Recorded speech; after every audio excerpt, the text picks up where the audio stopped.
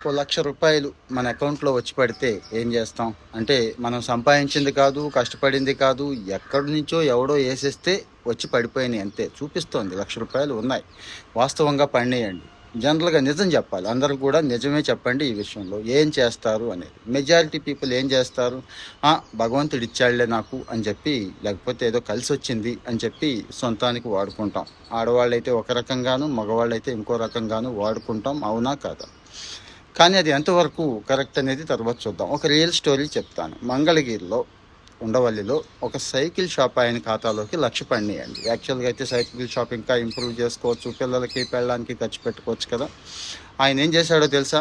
ఎక్కడి నుంచి వచ్చినాయో బ్యాంకుకి వెళ్ళాడు, ఎంక్వైరీ చేశాడు. ఎందుకు? వాడికి ఇచ్చేయడం కోసం అండి.